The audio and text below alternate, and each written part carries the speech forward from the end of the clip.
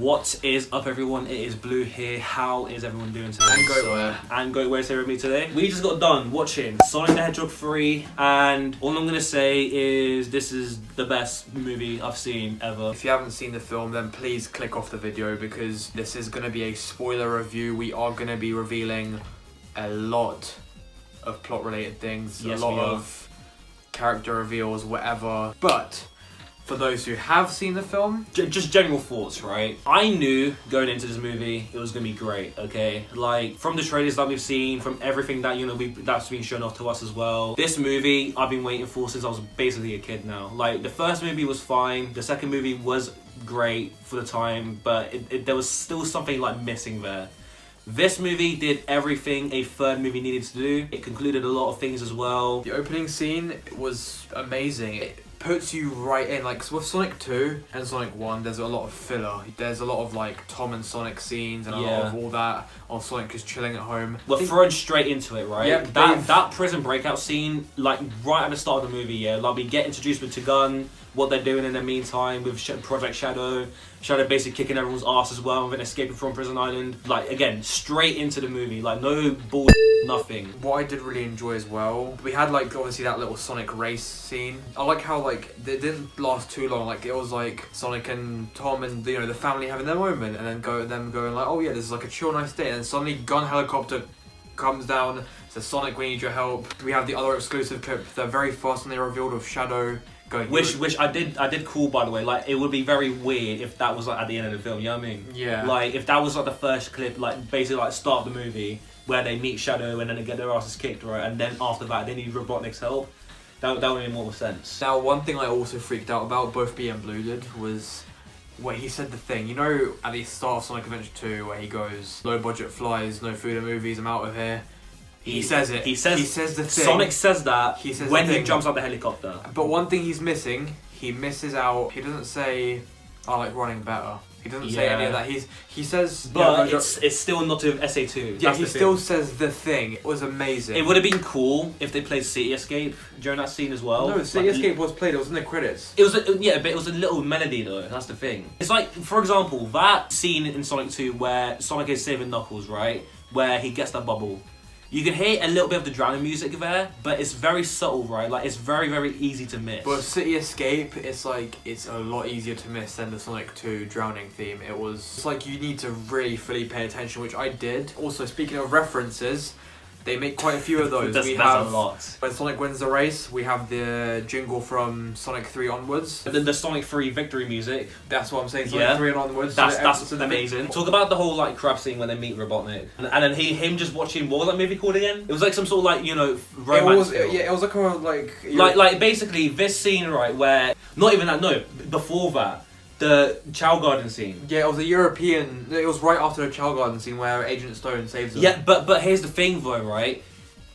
Agent Walters dies in the Chow Garden scene. Yeah, right? Now see, here's what happens. Basically, right, what happens is that they go to the Chow Garden to basically like, regroup, right, after getting worked by Shadow. Then they meet Commander Waters there, right, which he obviously explains the backstory of Shadow and like, how he was, how Maria died and how Gun came to be as well, and like, the whole backstory with Shadow the Hedgehog, you know what I mean? Right as he was finished that explanation, we have Eggman drones attacking the entire Chow Garden, destroying everything, by the way. Walters basically dies. Okay, I'm going to tell you this now. This was no Spider-Man scene. This was not as sad or as emotional as when Tom Holland's Aunt May died, or when Ben Parker died. And here's the thing as well, right? Like, it's a good job you're saying this, by the way, because to me, his death felt very sudden. It was rushed. It was very rushed. Well, I wouldn't even say rushed. It's just like I like that they will go straight to the point, but I think they go a bit too straight to the point. And that's a problem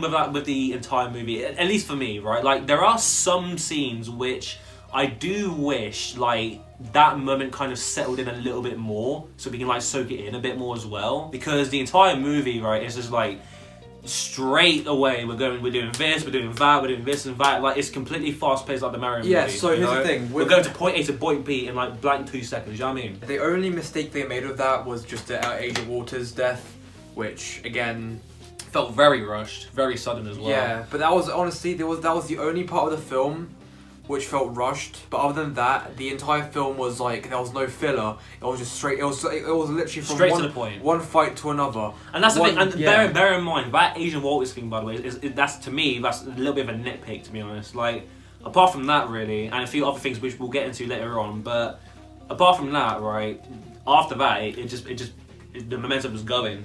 After that, wasn't it? Tails didn't really get much attention in the film. Like, yeah, and that really sucks, because I actually like Tails. Like, even in movie 2, his like big debut. With Sonic 2, we had all his gadgets, all that. But the only thing that Tails' gadget came into clutch and it actually failed was those indestructible handcuffs, which Sonic ended up actually being cuffed by Shadow. After doing the coolest Akira slide of all time. Yeah, so it's like, Tails' gizmos don't really do much in the film because there was only one. And then there was obviously the other scene where they tried to infiltrate the gun base in London. They get the key from the gun as well. Which Shadow actually gets because he almost kills Tom.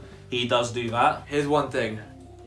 We didn't actually... Okay, I don't know if that's a good or bad thing, but Maddie gave Sonic like a very disapproving look when she was in the ambulance. Yeah. And I couldn't tell if she was pissed with Sonic or if she... I don't know. I think in her eyes, right, where like, obviously we know what happens because Shadow is the one who almost kills Tom and then breaks his arm and stuff as well, right? Yeah. Because basically Tom used the hologram system that Tails made. Tails' gizmo, there's one gadget he does use which is very useful in the film, and that's the morphing one. Tom morphs into Randall from Sonic 2. Maddie then morphs into Rachel. Yeah. And obviously because Randall works the gun, Rachel, I don't know how they let Rachel free. Yeah, because there's not much story behind it. Technically, yeah, because that felt weird as well. Because but because they're married.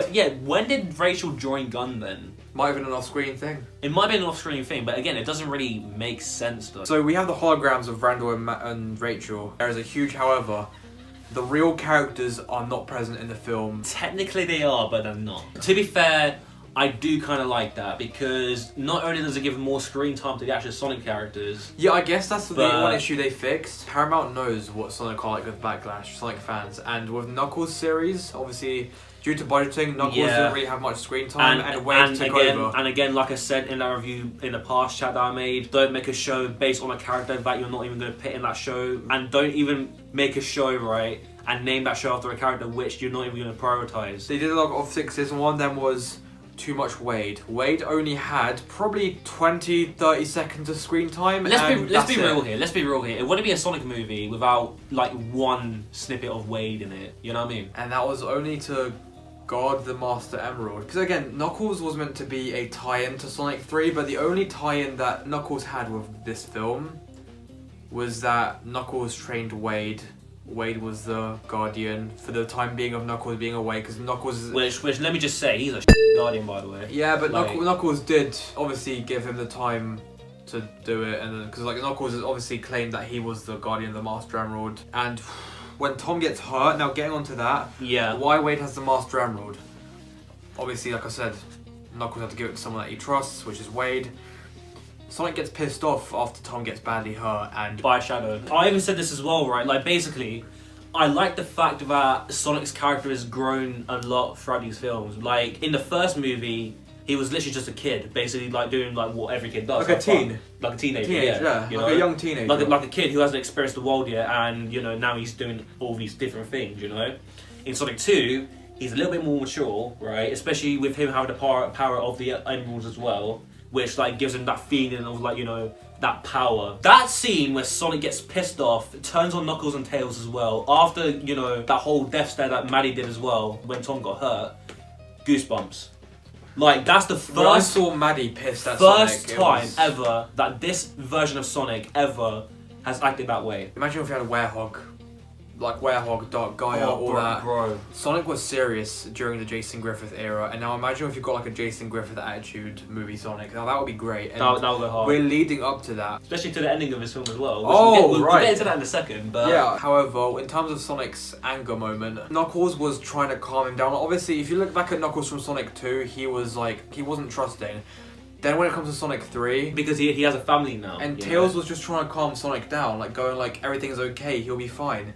And Sonic was just lashing out at Tails, and bear in mind, Tails is just a kid. And you saw Tails in the background when Knuckles and Sonic were about to duke it out. He was shaking, he was what the hell's going on, you know? Yeah, and Knuckles, he was like, Sonic, Tails is just trying to comfort you, and it's like, that broke me in a way, because it's just like, wow, like, Sonic, like, come on, man, like, you're not that guy. Like, yeah, and just seeing him get so pissed off, right, just so kind of vexed. Obviously, understandable reasons, you know? But just seeing that, and the fact that Sonic lashes out at Tails and Knuckles the way he does as well, and them almost fighting too, which I will say, kind of an L, if I will say, because I kind of do wish they had like a little round 2 or round 3. But it makes sense. if they fought, I just think it would have really kind of ruined the whole mood with everything, and I don't know, I just think them not fighting would have been good, because then Knuckles could have started to not trust Sonic, because it's like, you're laying a hand on your friend and you shouldn't do that. I know it's just a film, but it's like, kind of teaches you morals, like, no matter what again, fight it's a kid's movie, right? It's not that deep, but then again, it's like, kind of me and you never fight, but let's say me and you got into an argument, we wouldn't want to fight it out, we want to talk it out, obviously, and that's like even Knuckles as well. He even said to Sonic as well, like, don't do this. Knuckles was actually about to swing for him, but he was like, no, like, we had an oath. We made a promise. Okay, edit in blue here. So what I was meant to say originally in this clip was I liked that little interaction between Knuckles and Sonic, because even though Sonic basically hurt Knuckles' feelings and he broke that trust that Knuckles made with Sonic as well since the second movie, even though he broke that trust that he had and that respect that he had for Sonic as well, he still tells him where the Master Emerald is, and he's still willing to even help him out, even though I would say like basically pushed him aside just to, you know, just so that Sonic can get revenge from like what Shadow did to Tom. That scene, or actually made me tear up, to be honest. And it hurts even more knowing that, like, if you know the origin of Knuckles as well, where, like, he grew up most of his life alone. He had no one to, you know, basically call family as well. He was basically struggling as he grew up as well. Just knowing that context and just seeing, like, you know, him arguing with, like, his only friend and that friendship just slowly declining. Like, you could even see it in that scene, like, he was hurt by what Sonic did and what he said as well to him, especially Tails. Like, just seeing the friendship decline just because of one thing, it just shows you like what revenge does to a person, you know? If you're just seeking vengeance, it just shows you like, you know, how that can affect your loved ones and people around you, you know? That got me a little bit, if I'm gonna be honest. Yeah, and that again, he trusts Sonic more enough, even though he hurt his feelings, right? Knuckles still trusts Sonic enough where he actually tells him where the Master Emerald is, and then he snips it off Wade, obviously, and then we get one of the coolest supersonic transformations I've ever seen from this franchise. He had the Master Emerald in his hand, right?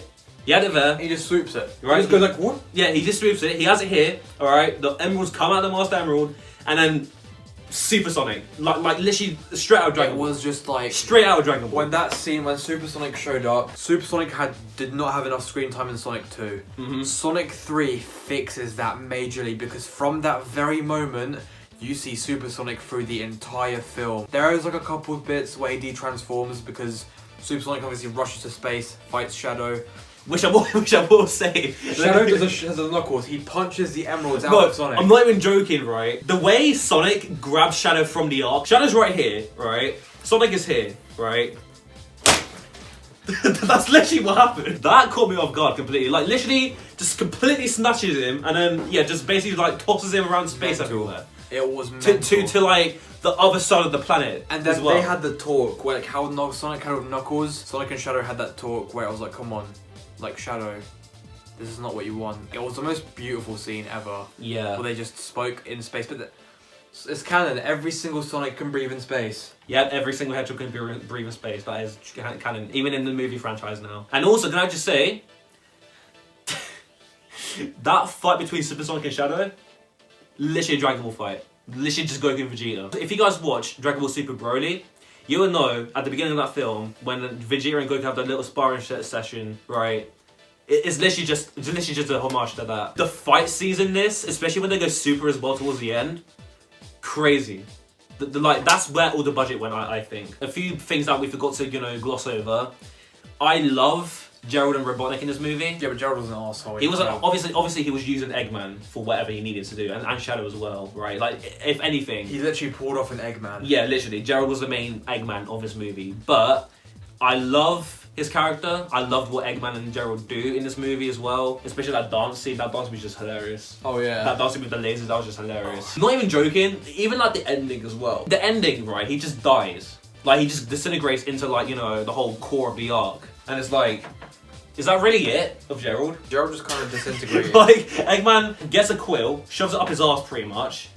He goes flying and that's it. And we're not joking, he actually shoves the quill up his arse. That much where he shits himself pretty much. Well, he didn't actually shit himself, he basically just jumped out of the sea. It's implying that. Because he shoved the quill up his arse and then he just jumped, and that's how he died. No, but it's implying that though. But yeah, like I said, I love Eggman and Gerald in this movie. They're great. Now, getting on to the best bits. When Sonic and Shadow spoke it all out, them turning supersonic, and yes, everything we've been asking for, Live and Learn does play an orchestrated and heavy rock version of every time I think of that scene, I just tear up because it's just the way it's shot, right? They're both smiling. We never see Shadow smile, by the way, ever.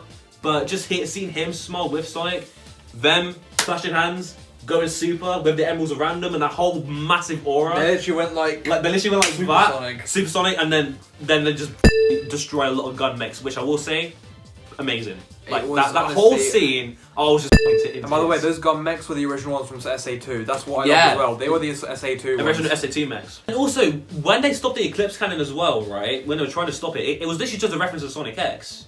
Like them like trying to hold the beam and then prevent it from hitting enough. And when Eggman and Tails and Knuckles try and steer it away, they let it go, obviously, and then they shot the moon as well in the process. And obviously then, Shadow does sacrifice himself. There is one more sacrifice that Sonic Adventure 2 didn't do, and that was Robotnik does actually die this time. Like last film, he fell. It was never actually explained, which, when I watched the film for the first time, Sonic 2, back in 2022, I thought, oh, they're definitely going to explain this next film. They didn't. There was no context. He just came back. He just came back. He let himself go. He just kind of running away in his lab. That's basically. He just kind of came back, retired villain. Not really retired, but sort of still villainy. But SA2 Eggman, he wasn't like the main villain. But he wasn't the main villain. No. But he had his moments. He had his moments. Where, there was a boss fight, Tails vs Eggman. Then Eggman helps Team Sonic towards the end.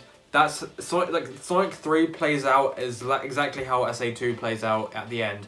Eggman helps them. There's one thing, obviously he sacrifices himself, but that only happens in the film. Now, the sacrifice was so funny, yet sad at the same time. No, here's the thing. Like, right, his speech was funny, right? Like, again, him talking. By the way, Agent Stone goes through an entire character arc in this movie. By the way, that story arc with Stone actually got me. The stuff he said in Sonic 1 to Stone, he said the exact same way, just more beautifully, and he was like, Stone, thanks for nothing. Yeah, and then when he said, "You're my friend," as well to Agent Stone, that got me. Like Robotnik was, I feel like he was more humane in Sonic 3, a lot more. Like in Sonic 1 and 2, he was just the pure crazy villain, maniac. The thing is, even Game Eggman wasn't as not like I think Jim Carrey especially in Frontiers. In Frontiers, Eggman was a bit dimmed down, to be fair. With Eggman sacrificing himself, it was sad because it's like he proved himself to be so much more humane and such a nice character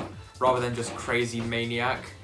Which obviously we love Eggman like that, but it's like it showed more character development towards the end, and it's like when the villains die after changing their ways, it's the most beautiful thing ever because you wish they'd stay longer. Yeah, and that's the thing as well, like him actually trusting Stone, instead of seeing him as like an assistant, he sees him as more of a friend because of how long he's been with him for as well. And he even admitted that Stone was the only person that ever cared for him. Yeah, like, but Eggman just having no family. I felt bad for Eggman in this film, like really bad. Him actually saying he had no family growing up, nothing, him being an orphan as well, and then Stone being the one there caring for him.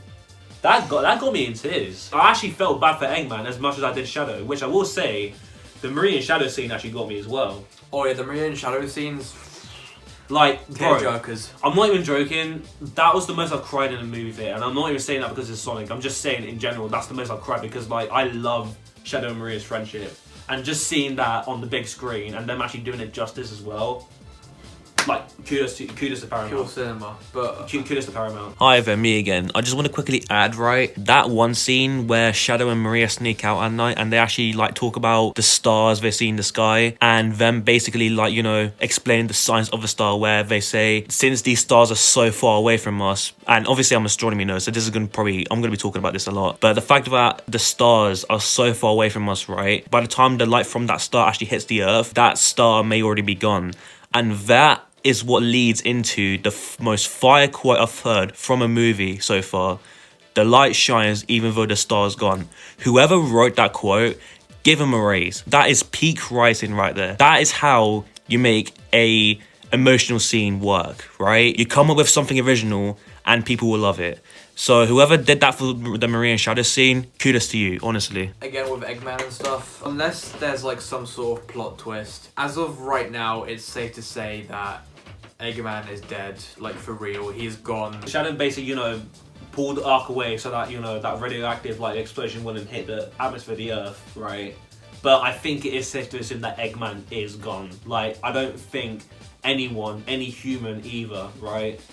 No one can survive an explosion like that. So Shadow dies but doesn't at the same time. It's like a Heroes where like we think he's dead but he's not. There's a post-credit scene, the second post-credit scene, right, where he comes back and obviously he's alive. Like it'll be very stupid for him you to see the die. inhibitor rings and he comes back for him. Yeah, so that's the theory. Maybe Shadow saved Eggman from like getting exploded or something, you know? We've got the ending. They do another race and they race, they go, and then the credits. Credits, by the way, amazing. They stopped with the sprites and it's filmed. Yeah, it was a mix between Sonic Jam's models and It wasn't Jams, it was just fighters. It was just fighters Sonic models. Jam has the lowest poly. Sonic Fighters had like a higher poly. Which I'm not gonna lie, I kind of wish that, you know, we had the SA2 models. Yeah, if they used the SA2 For model, that. it would have been a lot better if they did that. Yeah, but it's because whatever. here's the thing, right? Pixel art in Sonic 1 makes sense. It's the first game. It's the first movie of all time. You know, pixel art for Sonic 2 makes sense as well because it's still the that original trilogy. Yeah, Sonic 3 is clearly an SA2 film, so that's the Dreamcast Yeah, Sonic era. 3 is basically the Dreamcast era. So I don't know. It would have made more sense for them to use like SA2 models. But now, final discussion of the video. The post-credit scenes. I lost my complete mind. Sonic's at the end, looks at the sky and goes, "Oh, where am I?" There's a sign. He ends up from Montana to New York somehow. to New York. Like I get he's to speed this up. So but obviously that's Green Hills crazy. is set in Montana. Yeah, but that's crazy though. Like in the span of like 2 seconds as well. But then there's a little blast. Something destroys the sign, and that fella. I can't believe I'm saying this. Wait. This isn't the right one, right? But this right here, he appears in the movie, and not only that, Metal Sonic 3.0 does not appear. I'm gonna kill you. Metal Sonic is a real thing. You can even back me. Like I jumped out of my We seat. both did. We Like all both I believed actually it. lost my Now let me mind. tell you this, I'm #1 Metal Sonic glazer, as probably some of you might know. There we go. I love Metal Sonic like to bits. He's just a cool character. Yeah.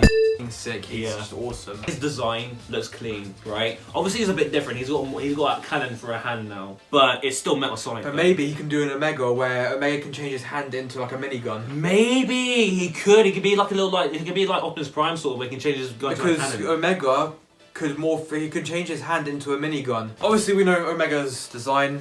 He's got the claws. He can change the claws. He can literally put them into his like his arm slot things. Basically, Android 60 from Dragon Ball. But she Dragon can't Ball. change her hands into guns. Her Android 60. 60. Oh, I thought you said 8. Oh, bro. Again, you can't go wrong with Metal Sonic, right? Obviously, it's a mix between like Boom Sonic and classic Sonic merged together, like more of like a modern design. You know what I mean? So yeah, picture this. There's like tons of Metal Sonics. I mean like clones. They were like a coloured, like a silver coloured ones. Yeah, they're more of like a teal color of anything. And then the leader Metal Sonic was like the traditional dark blue. Which I will say, yeah, it is more like Prime because main Chaos Sonic was Chaos Sonic, and then we had the Troopers afterwards. Technically, yes, they were made by Nine, and then Chaos Sonic was made by the Robotniks, but it's still taking inspiration from Prime though. You know what I mean? Like we have clones of Metal Sonics where like you can tell which one's the main one. Or Dragon Ball Return of Cooler. Yeah, even Return of Cooler as well, but then again though, all their designs are still the same. The same premise though, Yeah, it's the exact same sort of concept. Anyway, all 100 Metal Sonics, right? They jump at Sonic all together after surrounding him, right? Then there's a streak of pink, and let me just quickly tell you what that pink is because I lost my shit when I saw her. Wait, did you hear that? What? I knew bringing you here was a bad idea. Yo, it's Blaze. Yeah, that's exactly what I was going to say, you dumbass. A streak of pink, right? Metal Sonic gets taken out. Sonic looks at this mysterious figure and he's like, who are you? Hood down, and yeah, Amy appears. Okay, chat. Not to sound like a simp or anything, alright? But since... knock you out. Not to sound like a simp, right? He is. Obviously, you want me to kill you? Not to sound like an... look at... You're gonna say it again, aren't you? I've got a simp right here, I'm not afraid to use it. It's because you're Asian. Alright, not to sound like a simp, yeah? But I love Amy's character since Frontiers, okay? What? I loved Amy's character since Frontiers, alright? And the fact... He's so fair enough. Can I please finish the video now? Bro thinks he's me with the sex jokes. I'm gonna slap. One eternity later. Not like a simp, okay? But I loved Amy's character since Frontiers. The fact that, like, now she can think for herself and not only just chase after Sonic every bloody hour, but she's independent, she can think for herself, and she has her own goals as well of what she wants to do in life. I love that about her. The direction they're taking Amy, especially in Generations as well, where, like, she doesn't obsess over Sonic every single time. I love that about her now, you know? About her character. Her being, like, her own person as well. I love that about Amy. Seeing that, Amy, I kind of freaked out, just a little bit. Because it's funny, you know, like like games, I didn't like almost break a chair or anything. in the games, you know, Sonic saves Amy, but this time Amy saves Sonic. And it's like, that's actually pretty sick, I'm not gonna lie. I like that about that, to be honest. Because again, the movies don't have to follow the games entirely. They can have their own, you know, stories. Their own thing, yeah. Their own That's what the thing, movies are their own following, their thing. own sort of You know, cinematic like universe. again, they're the characters that we know, but not really, you know? Like, they have the same looks, the same, you know, designs, but they acted differently compared to their game counterparts, you know? Sonic is more, he's still got a goofy personality. But he's you know? more mature. But he is way more mature now. Out of all the characters in this movie, who do you say had, like, the most character development? Honestly, I've got to say Sonic and Knuckles. Alright, Sonic, Knuckles, and Eggman had the biggest. Tails is the exact same as in Sonic 2. Like, he's a kid, you know, he's smart, he does his thing, he's kind of reached his peak because he's smart. But Sonic, Knuckles, and Eggman, I just love the character arcs that all the characters have in this movie. Like, Sonic and Knuckles especially as well, like, even Tails. Obviously, this movie set up Shadow to be the big bad. We all saw that coming as well. But, like, again, I felt really bad for Shadow about, like, this version of Shadow in particular as well. Like, how like tragic his story is, especially. Not as tragic as Game Shadow. I wouldn't go that far, but it's still tragic enough where, like, I still feel bad for him, you know? I know this is gonna sound like a hot take, but I still love Game Shadow more because I feel like he's got more character depth to him, especially in Generations as well. Like, we've only just seen Movie Shadow in this movie. Like, he hasn't been fully, like, you know, characterized, fully explored. and now yet. here's the thing. Obviously, they're setting us up for a Shadow. And they did say that if this movie was to succeed, which I think it is, to be honest. Really is, because Because- winning over Mufasa by far. Yeah, Mufasa shit, but don't go see that. What did the balls say to the penis? What do you say to the penis? Sex Among Us, Brain Rot, Skibbity Toilet, Ohio, Riz, Grimace Shake, CG5. Get out. Get your stuff and get out. Alright, I'm done with you. Okay.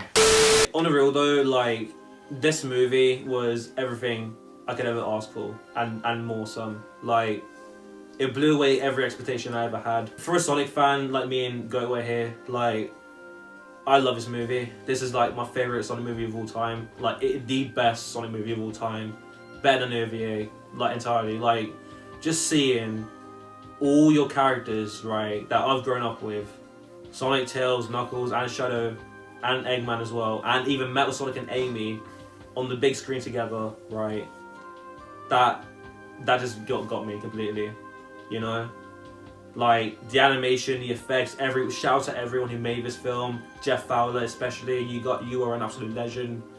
And everyone at Paramount, Sega as well, even Sonic Team, everyone, like, kudos to you.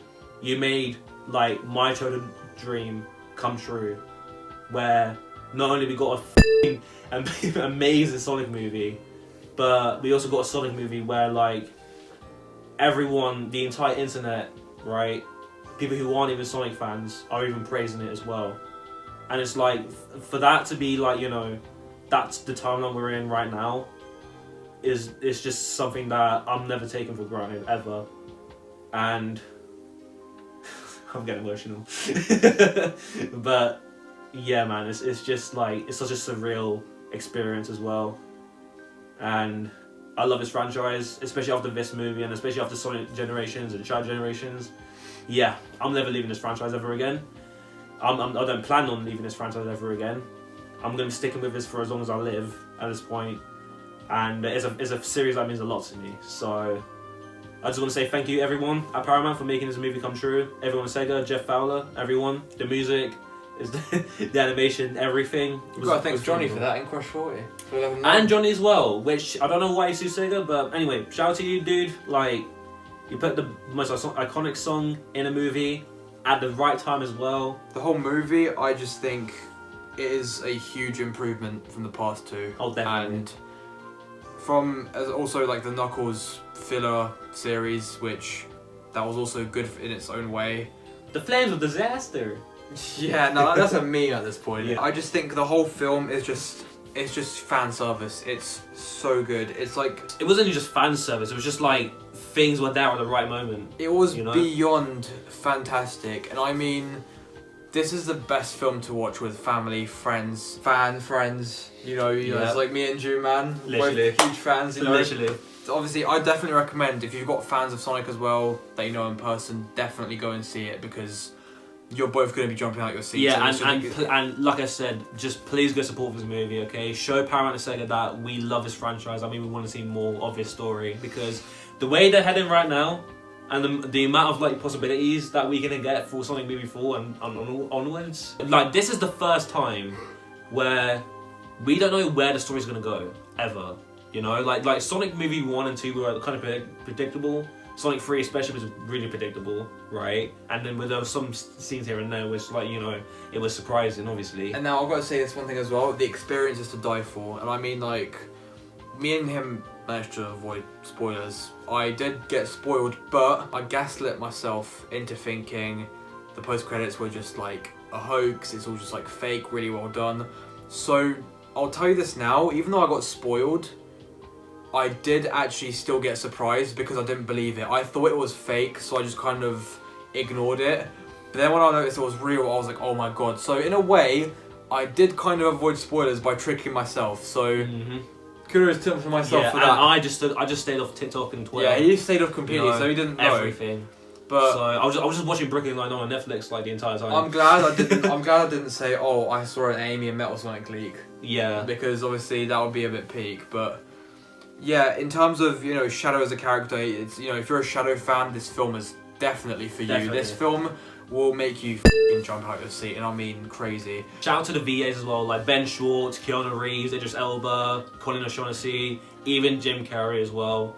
You guys did a fantastic job as these characters, and as much as I want to see more of them, to be honest. Like, I love this cast, I love this team, I love everything about this. And Jim Carrey as well. Yeah, exactly. I said Jim Carrey. Like his, Oh.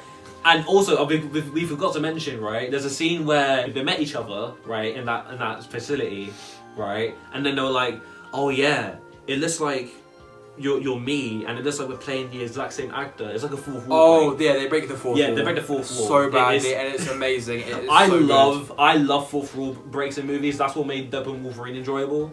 So anyway, Deadpool's like a fourth wall break just by itself. Literally, it is. Sonic 1 felt longer, yet it was a shorter film. Because Sonic 3 has so much going on that's fun to watch that it just goes too quick. Like, that's what I hate about good films. It goes too quick because it's that good. Because you enjoy yourself so much, it feels shorter than what it is. And now we gotta wait 3 years until... Well, 2 years. It's the end of this year, technically so 2 2 years. So let's just round it up. We've got 2 years till Sonic 4. I'm going to be non-biased, and I mean, I know it's going to sound far-fetched, but this is, to me, genuinely a 10 out of 10.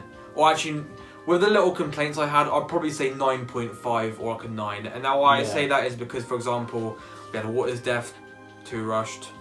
We had... pacing issues as well. What do you mean? The pacing of the film was a bit too fast-paced. Yeah, so there was bits of the film which were a bit too quick.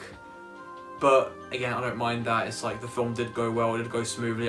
don't see it as a huge issue. So I wouldn't say pacing was a problem for me. Might be a problem for anyone else. Might be a bit of a nitpick. It might be, for example, to you, which is fine. Yeah. But with me, I don't really care. It was enjoyable. I loved it. There's no complaints. And again, Gerald's death as well. That was a bit too quick as well. I'd say. Though it was a longer sort of fighting sequence, it was still kind of too rushed because Gerald could have been bigger. He could have been a much more bigger threat. But again, they did what they did. They got rid of him and he's gone. So I'd say a 9.5, 9 to 9.5. I love movies when, like, you know, they have a lot of, like, you know, passion behind the project, you know.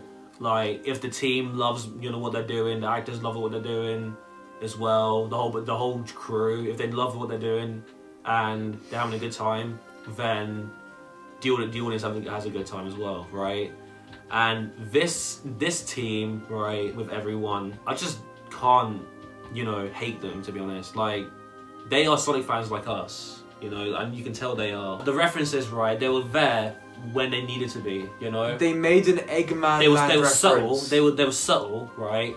But they were there, you know. That you could tell they were there. And Eggman Land was mentioned. The Sonic Unleashed Eggman Land was mentioned. And do you know what's funny? Remember how Eggman Land Unleashed was like a theme park? Notice how they were in a theme park named Eggman Land. I know. They also, by the way, that explains the Christmas scene as well, because that is a VR illusion, right? Where, like, they're basically, you know, experiencing the real world, but not really. So that explains the whole Christmas scene where Eggman kills basically his granddad, you know, as Santa Claus. So that explains that.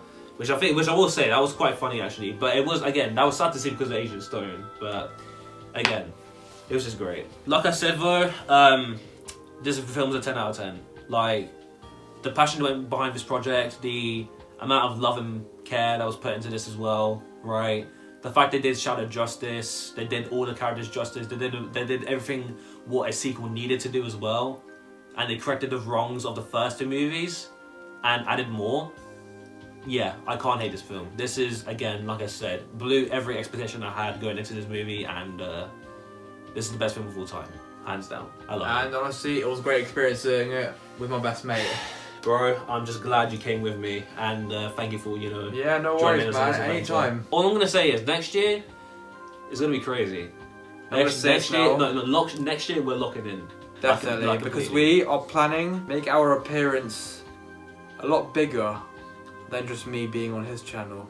Yeah, so like I said, next year, guys, stick around for that, because all I'm going to say is we're locking in, alright? We're going to make 2025 a wild one. That's what I'm going to say. Yep, so most anyway, definitely. Go check out his channel in the description below. And with that said, thank you all for watching today's video. Thank you for joining me today as well. Nah, no worries, Appreciate man. it. Anytime. Appreciate it. That was a good connection, by the way. I know. Anyway, I shall see you guys all in the next one. So till then, take care. And Merry Christmas to those Merry who celebrate Christmas it, as of well. course. Yes, Merry Christmas to you guys as well. Catch you guys in a bit. Peace. Yeah. Yeah, you can leave now.